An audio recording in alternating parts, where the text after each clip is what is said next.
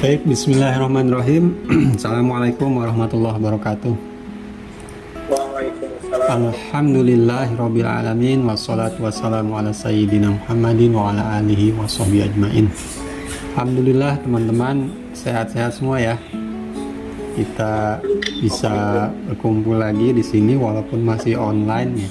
PPKM-nya diperpanjang terus nih sampai 4 Oktober sekarang. 2 minggu agak panjang nih sekarang. Semoga dengan demikian makin mempercepat ini ya terkendalinya penularan wabah gitu. Jadi mudah-mudahan sih dengan juga udah vaksin semua, mudah-mudahan sudah bisa segera terkendali lah.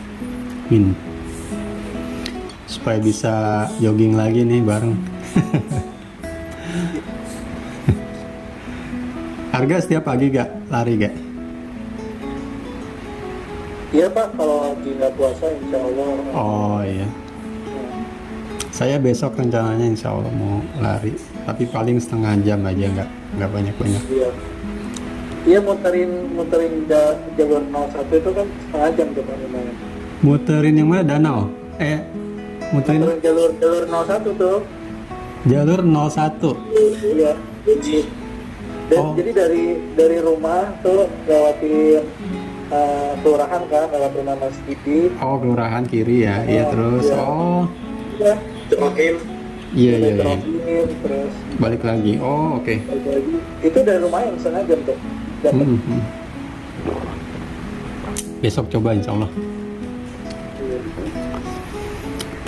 Baik.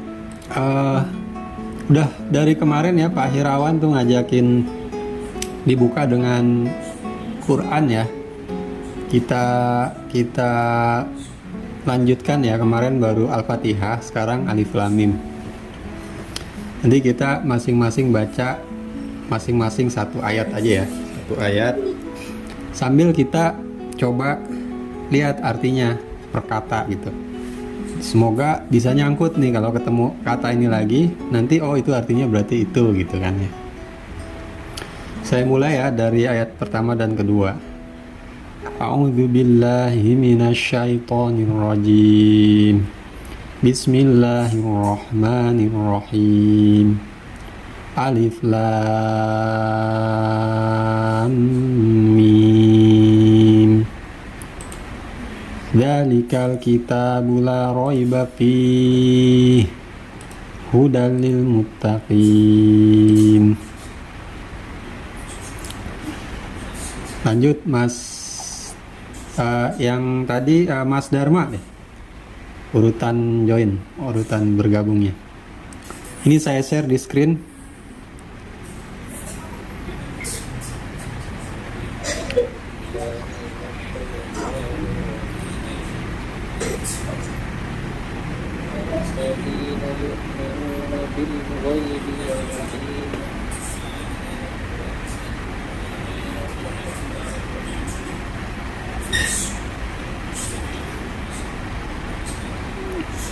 Ya, lanjut harga. Wallazina yu'minuna bima unzila ilaika wa ma unzila min qablika wa bil akhirati hum yuqinun. Ya, Mas Tata. Ulaika ala hudan bihim wa ulaika humul muflihun. Ya, ayat 5 ya. Coba kita ulangi dari atas, lihat arti-artinya. Alif Lam Mim, ini Alif Lam Mim ya. Artinya apa? Wallahu a'lam, hanya Allah yang tahu. Alif Lam Mim. Kemudian ayat kedua, dzalika itu, dzalikal kitab, kitab itu. La, tidak. Roiba, keraguan, tidak ada keraguan. Fihi, fi di dalam hi-nya itu mengacu kepada kitab ya. Fihi ini kata ganti. Hi itu. Hudan, petunjuk. Li bagi al-muttaqin, orang-orang yang bertakwa. Jadi dalikal kitab, kitab itu la roiba fi, tidak ada keraguan di dalamnya. Hudan, petunjuk, lil muttaqin, bagi orang yang bertakwa. Nah, tadi kan kita lihat ada Indonesianya ya. Nah, sekarang kita tutup nih bahasa Indonesianya di sini.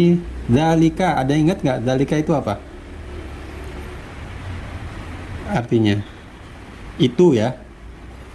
Alkitab, kitab. La, tidak. Roiba, keraguan. Fihi, di dalamnya. Hudan, petunjuk. Li, bagi. Al-muttaqin, orang-orang yang bertakwa. Ya, dalika itu Alkitab, kitab. Jadi dalikal kitab, kitab itu. La, tidak ada. Roiba, keraguan. Fihi, di dalamnya. Hudan, petunjuk. Li, bagi. Al-muttaqin, orang yang bertakwa. Ayo, siapa yang ingat? Coba. Mas Dharma ingat nggak?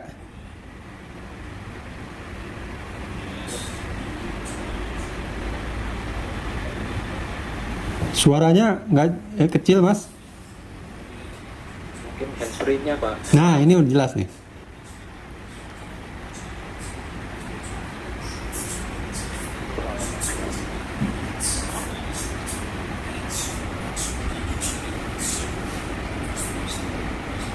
Hilang lagi, Mas. Gak ada suaranya saya, Pak. Oh, belum. Dalika itu Alkitab, kitab. La, tidak. Roiba, tidak. Keraguan. Fihi, di dalamnya. Hudan, petunjuk. Li, bagi. Al-muttaqin, orang-orang bertakwa. Coba Arga, ayo Ga. Zalika itu kitab, kitab. Ya, La, tidak. ya. Roiba, roiba, petunjuk. Keraguan. Keraguan. Tidak. Itulah, itu tidak. Roiba, keraguan. Fihi, bagi. Di dalamnya. Di dalamnya. Di dalamnya. Hudan, Huda, petunjuk. petunjuk. Lil, itu bagi. Ya, Mutakin, orang yang bertakwa. iya. Dalika itu Alkitab, kitab. La, tidak ada. Tidak. Roiba, keraguan. Fihi, di dalamnya. Hudan, petunjuk. Petunjuk. Li, bagi. Al-muttaqin, orang-orang yang bertakwa. Coba Mas Tata.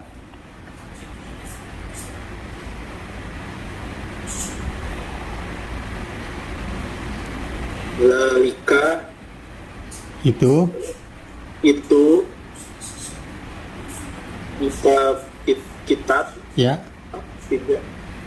La, tidak. ya, Roiba, keraguan. ya. Fihi, Di di dalamnya. di dalamnya.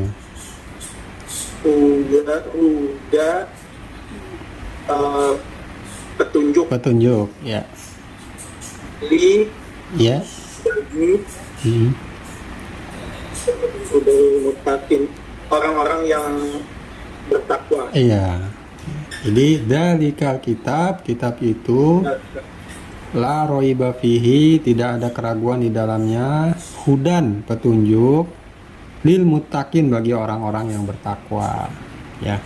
Baik, kita melanjutkan lagi ya kajian yang kemarin. Sebagai ringkasan, yang kajian kemarin itu, kalau yang kemarin nggak ikut, saya ada kirim rekamannya. Tapi kurang lebih intinya adalah bahwa membahas masalah syahadat kita ya.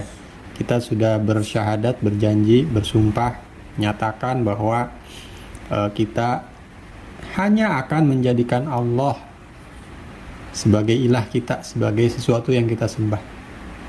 Dan kita juga menyatakan, bersumpah, berjanji bahwa Nabi Muhammad adalah utusan Allah, gitu ya. Sebagai bentuk dari penyembahan kita itu adalah mengagungkan, ya, tunduk, patuh, taat kepada sesuatu itu, disertai dengan sikap pengagungan, sikap cinta, rasa cinta dan rindu, serta takut dan harap kepadanya. Nah, itu yang hanya boleh kita letakkan hal-hal tersebut itu secara komprehensif tersebut kepada Allah Subhanahu wa Ta'ala. Itu yang kemarin kita bahas. Salah satu ciri-ciri orang yang mengilahkan Allah adalah sebagaimana juga dibahas kemarin, ceritakan dalam Al-Quran, bahwa orang-orang yang beriman itu asyaddu hubbalillah, sangat-sangat cintanya kepada Allah. Di dalam ayat yang lain dikatakan juga, innamal mu'minuna ladina idza dzukirallah wajilat qulubuhum. Sesungguhnya orang-orang yang mukmin itu hanyalah mereka yang ketika disebutkan nama Allah bergetar hatinya. Ya. Kok bisa begitu gitu? Kok bisa sih disebutkan nama Allah terus bergetar hatinya gitu? Nah, kita kemarin memahaminya, bagaimana cara kita memahami kok bisa ya orang disebutkan nama itu terus bergetar? Nah, coba kita ingat-ingat aja kalau kita cinta kepada sesuatu gitu ya. Itu disebutkan namanya itu ada nggak getaran di hati kita? Ada pasti. Ya. Nah, dianalogikan lagi juga dengan orang yang meyakini bahwa sesuatu itu yang memberikan dia kebahagiaan dan kecelakaan, seperti penunggu apa gitu kan, atau apa namanya ya, kalau contoh yang favorit saya tuh Pantai Selatan ya, Ratu Pantai Selatan. Kalau disebutkan namanya itu orang-orang pasti, kalau yang meyakini itu ya pasti bergetar gitu, jangan sembarangan gitu. Itu ada getaran di hatinya, ada rasa takut, harap, ada rasa cemas gitu, ada kayak gitu-gitu di dalam hati itu. Nah, kalau kita sudah menjadikan Allah sebagai ilah kita, sebagai sembahan, maka yang seperti itu harusnya masuk gitu. Kita sebut, ada yang menyebut nama Allah, ya Allah gitu, langsung getar. Kenapa? Karena yang disebut itu adalah zat yang memberikan kita keselamatan. Hati-hati, jangan sembarangan tuh, gitu kan. Ada rasa di hati, ya Allah gitu. Yang disebutnya itu adalah sesuatu yang maha dahsyat gitu, yang menguasai hidup kita, yang menguasai dunia ini. Bumi ini kalau mau hancur ya, kehendak Allah gitu. Apa yang kita lihat ini, jalanan kayak Depok kayak tadi gitu ya, kalau Allah menghendaki itu rata dengan tanah, rata, selesai itu. Yang kita miliki ini, rumah, kendaraan dan sebagainya, kalau Allah menghendaki hancur. Seperti yang terjadi di Aceh ya beberapa tahun yang lalu, dengan adanya tsunami itu luar biasa. Dan itu Allah gitu. Nah, bagaimana kita nggak bergetar hati kita gitu kalau disebutkan namanya, kalau kita meyakini itu hal seperti itu, yang menjadikan kita seperti itu tuh adalah Allah. Jadi itu suatu konsekuensi logis. Allah jelaskan ya dalam ayat Quran. Nah, makanya ketika panggilan sholat misalnya itu ya, itu merasa seneng ya harusnya, bukan merasa jadi beban. Kenapa? Karena mau ketemu dengan yang dicintai kan, kesempatan. Kalau Arga tahu deh, kalau Mas Tata, Mas Dharma itu mungkin nggak pernah mengalami. Tapi kalau Arga misalnya ya, Arga sekarang atasannya apa title-nya gak? Supervisor, manager ya langsung ya? Ya. Atasannya manajer apa? VP? Atasan manajer, Vice President atau Senior Manager atau General Manager? manajer juga, cuman yang lebih tinggi. Oke, manajer juga ya. Terus paling tinggi apa? Manajer juga. Paling tinggi General Manager. General Manager. VP. Nah, kalau karyawan itu yang namanya ketemu sama General Manager itu jarang-jarang gitu. Begitu ketemu, dikasih kesempatan, sekali ketemu, wah itu pasti dimanfaatkan betul tuh. Kayak Arga misalnya disuruh presentasi, Gak, ini nih proyek kamu sukses nih Gak, kamu ini jelasin ke GM nih gitu, mendapatkan reward. Wah, itu disiapkan betul-betul presentasinya. Ini dapat penghematan sekian juta dolar gitu dari pembelian pipa-pipa yang harusnya begini, ini dinegosiasi dan sebagainya gitu kan. Itu luar biasa dipresentasikan. Jadi ketemu sama bosnya bos itu jarang-jarang dan dimanfaatkan betul. Nah, ini ketemu sama yang maha bos gitu. Kita dikasih kesempatan setiap hari 5 kali kita ketemu. Ditambah lagi yang lebih ini lagi, sepertiga malam terakhir itu kesempatan.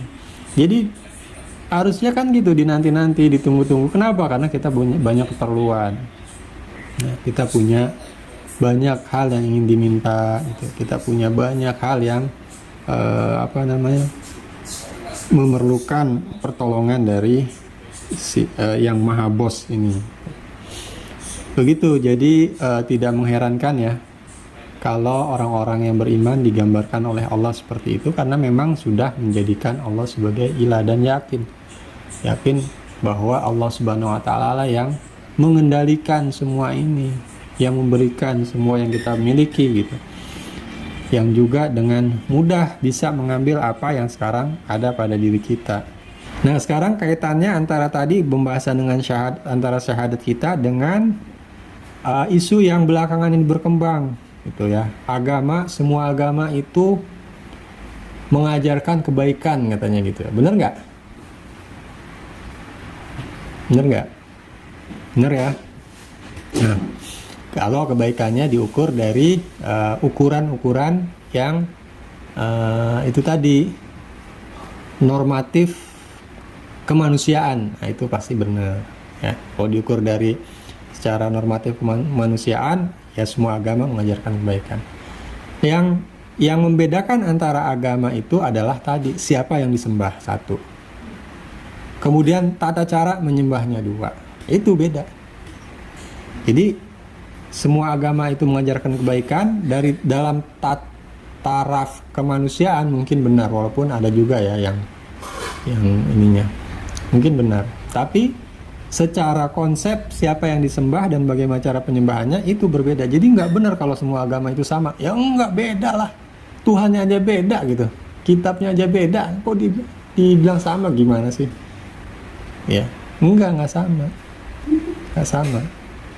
Dan setiap pemeluk agama itu pasti meyakini agama yang dipeluknya itu benar gitu. Dan agama yang lain itu salah. Sudah, itu harus diterima gitu, nggak usah dipermasalahkan lagi. Memang begitu. Kita nggak perlu berpura-pura menutupi itu. Enggak, memang begitu sudah. Dan itu nggak perlu diperuncing gitu kan. Ya memang begitu sudah, dan nggak perlu jadi kemudian bahan berantem, jangan gitu. Lakum dinukum waliyadin. Bagi kamu agamamu dan bagi agamaku. Aku pilih agama Islam, konsekuensinya nanti kita tanggung. Ya kamu juga begitu, kamu pilih agama Kristen atau agama Hindu, agama Buddha, konsekuensinya kan kamu tanggung. Silakan. Kita sudah sama-sama dewasa, sudah sama-sama tahu, dan sudah sama-sama bisa belajar. Resource-nya untuk kita belajar, sumber-sumbernya udah banyak. Itu aja. Jadi nggak perlu menjadi bahan berantem, nggak perlu disama-samain juga gitu. Ya. Kenapa sih harus sama-samain? Nggak sama juga nggak apa-apa kok. Nggak ada yang keberatan. Kenapa harus disama-samain gitu? Bukankah kita Bhinneka Tunggal Ika? Berbeda-beda tetapi tetap satu. Indonesia sudah selesai gitu. Gak perlu sama-samain. Nanti nggak ada Bhinneka Tunggal Ika gitu. Ya. Jadi dalam konteks pergaulan seperti itulah. Dulu saya pernah memahami bahwa yang namanya kebenaran itu relatif. Jadi sesuatu itu dipandang oleh seseorang dengan orang lain bisa jadi halnya sama tapi dipersepsi secara berbeda. Dan mana yang benar, mana yang enggak, itu bendanya lah itu yang benar gitu. Bahwa dia itu adalah gajah, itu gajah benar. Tapi orang yang memegang kakinya, dia bilang gajah itu adalah seperti tongkat tapi besar gitu, kokoh berdiri gitu kan. Yang memegang belalainya bilang enggak, gajah itu seperti ular gitu. Dia meliuk-liuk gitu. Nggak keras kok, dia bisa gitu. Terus yang memegang telinganya gitu. Nah itu inilah dasar dari pemikiran ini ya, liberal ya, bahwa sesuatu kebenaran itu bisa difahami oleh beberapa orang secara berbeda-beda. Nah ini, dulu saya juga pernah memiliki pemahaman itu secara buta ya, artinya ya semua hal seperti itu. Nah, ternyata setelah belajar tidak semua hal seperti itu. Ada kebenaran-kebenaran yang harus kita yakini sebagai satu yang apa istilahnya, aksioma atau premis atau apa ya, sesuatu yang benar sudah itu. Yaitu apa? Yaitu hal-hal yang secara tekstual disebutkan oleh Allah Subhanahu wa taala dalam Quran atau disebutkan oleh Nabi Muhammad SAW di dalam hadis. Itu misalnya qul huwallahu ahad. Katakan Allah itu ahad.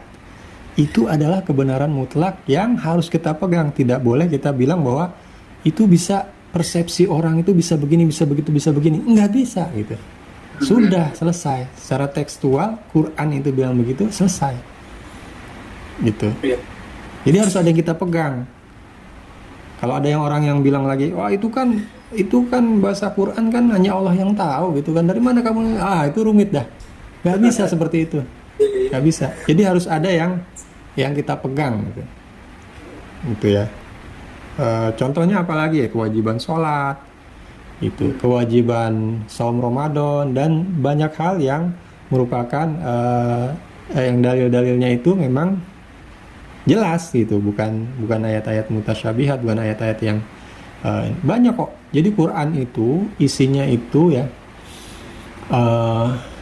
kalau dulu saya membayangkan waktu memilih pemahaman itu, Quran itu semacam pesan dari Allah Subhanahu wa taala yang banyak makna-makna tersirat gitu ya. Makna sesuatu Allah Subhanahu wa taala itu bilang begini tuh, wah itu hanya bisa difahami oleh wali gitu kan, enggak. Ternyata itu sebagian besar itu kata-katanya sangat jelas Quran itu, di dalam Quran. Bahkan yang berupa sejarah gitu atau suatu kejadian itu dikatakan dengan lugas dalam Quran dan difahami. Nah, yang kemudian kita pahami juga bagaimana mungkin Allah Subhanahu wa taala menurunkan sesuatu yang sulit difahami kepada manusia kan. Aduh, kasihan banget manusia. Gitu. Disuruh mengikuti sesuatu tapi sesuatu itu susah banget itu difahami, hanya waliullah yang bisa memahami kan, enggak mungkin gitu. Nah, ternyata ketika kita baca, banyak hal-hal yang simple kok, dan hal-hal yang tersirat itu yang tidak mampu dicerna otak manusia itu memang ada, tapi kebanyakannya adalah yang memang mudah difahami gitu ya seperti tadi.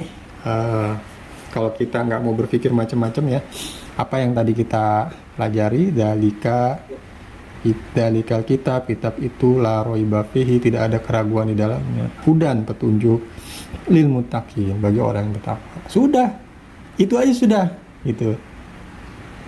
Simpel-simpelnya, bodoh-bodohnya, itu aja sudah kita pahami. Bahwa nggak usah ragu sama Quran kan, gitu intinya. Itu petunjuk bagi orang yang bertakwa. Nah, sudah. Banyak hal yang sudah dijelaskan secara jelas oleh Rasulullah SAW melalui kehidupan beliau dan para sahabatnya. Jadi jangan dibuat relatif lagi, teori relativitasnya sudah jangan dipakai lagi kalau memang sudah jelas gitu. Rasanya cukup ya ngobrol kita malam ini. Alhamdulillah kita sudah membaca ayat-ayat Quran, kemudian coba menerjemahkan ya kata per kata. Mudah-mudahan kita bisa ingat tuh apa yang tadi, kata-kata yang tadi kita ini kan. Nanti pekan depan insya Allah kita lanjut lagi di ayat selanjutnya. Kemudian kita sudah bahas syahadat dan beberapa hal-hal lain terkait hal itu. Kita sama-sama tutup dengan baca doa kafatul majlis. Subhanakallahumma bihamdika asyhadu an la ilaha illa anta astaghfiruka wa atubu ilaik. Dan alhamdulillahirabbil alamin. Kurang lebihnya saya mohon maaf. Assalamualaikum warahmatullahi wabarakatuh.